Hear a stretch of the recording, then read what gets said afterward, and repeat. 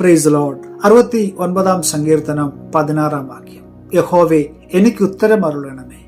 നിന്റെ ദയ നല്ലതല്ലോ. നിന്റെ കരുണയുടെ ബഹുത്വപ്രകാരം എങ്കലേക്ക് തിരിയണമേ. അടിയന് മുഖം മറയ്ക്കരുതേ. ഞാൻ കഷ്ടത്തിൽ ഇരിക്കയാൽ വേഗത്തിൽ എനിക്ക് ഉത്തരം അരുളണമേ. സഹനങ്ങളിലൂടെ നാം കടന്നു പോകുമ്പോഴും ജീവിതത്തിൽ അനീതി അനുഭവിക്കുമ്പോഴും മറ്റുള്ളവരുടെ മുമ്പിൽ അപഹാസ്യനായി നിൽക്കേണ്ടി വരുമ്പോഴും ഒരു ദൈവ പൈതൽ ദൈവത്തിലുള്ള അചഞ്ചലമായ ആ വിശ്വാസത്തിൽ ആ തീഷ്ണതയോടെ പിടിച്ചു നിൽക്കുവാൻ അവന് കഴിയുമെങ്കിൽ പ്രിയമുള്ളവരെ, അതിൽ പരം സന്തോഷകരമായ ഒരു അനുഭവം ജീവിതത്തിലില്ല.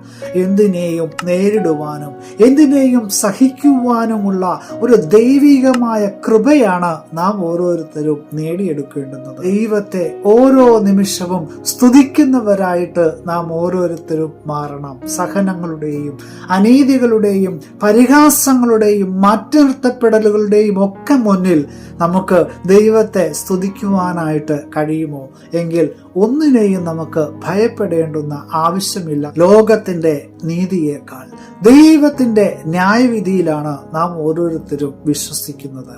അങ്ങനെയെങ്കിൽ എന്തിനാണ് നാം ലോകത്തെയും ലോകത്തിലുള്ളവരെയും ഭയക്കുന്നത്? അതെ, സഹനത്തിന്റെ ആഴക്കടലിലും ദൈവത്തോടുള്ള തീഷ്ണത നമുക്ക് കുറഞ്ഞു പോകാതെ കാത്തു സൂക്ഷിക്കാം. പ്രിയപ്പെട്ടവരും കൂടെ നിൽക്കുന്നവരുമൊക്കെ അന്യായമായി നമ്മെ കുറ്റം വിധിക്കുമ്പോഴും ഒറ്റപ്പെടുത്തുമ്പോഴും ആരുമില്ലാത്തപ്പോഴും ദൈവത്തെ അന്വേഷിക്കുവാനും ദൈവമുഖത്തേക്ക് നോക്കുവാനും നമുക്ക് കഴിയണമേ എന്നുകൂടി നമുക്ക് ഓരോ നിമിഷവും പ്രാർത്ഥിച്ചുകൊണ്ടിരിക്കാം. ജീവിത വൃക്ഷത്തിന്റെ ഒരു ഇല കൂടി കൊഴിയുകയാണ്.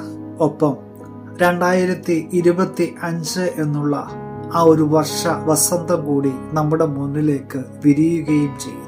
ഒരു വർഷം മുഴുവൻ വളരെ നല്ല രീതിയിൽ നമ്മെ കാത്തുപരിപാലിച്ച ആ ദൈവത്തിന് സ്തുതി സ്തോത്രം അർപ്പിക്കുവാനും കൂടിയുള്ള അവസാന നിമിഷങ്ങളിലൂടെയാണ് നാം ഓരോരുത്തരും കടന്നു പോകുന്നത്. അതേ പ്രിയമുള്ളവരെ, ഓരോ നിമിഷവും ആ ദൈവ പരിപാലനയുടെ തണലിൻ കീഴിലാണ് നാം ആയിരിക്കുന്നുവെന്നുള്ള ബോധ്യത്തോടെ നമുക്ക് പുതിയ വർഷത്തിലേക്ക് കാലെടുത്തു വയ്ക്കാം.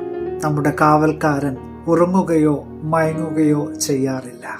ആ സങ്കീർത്തന വചനം മനസ്സിൽ ഉറപ്പിച്ചുകൊണ്ട് നമുക്ക് പിന്നിലേക്ക് ഒന്ന് തിരിഞ്ഞു നോക്കി നന്മകളെ അനുഗ്രഹങ്ങളെയൊക്കെ ഒന്ന് വിലയിരുത്തി പുതിയ വർഷത്തിലേക്ക് ജാഗ്രതയോടെ നമുക്ക് ഓരോരുത്തർക്കും കാലെടുത്ത് വയ്ക്കാം. പുതിയ ദിനം അനുഗ്രഹത്തിന്റെ നല്ല ദിനമായി തീരട്ടെ എന്ന് പ്രാർത്ഥിക്കുകയാണ്. Have A blessed day.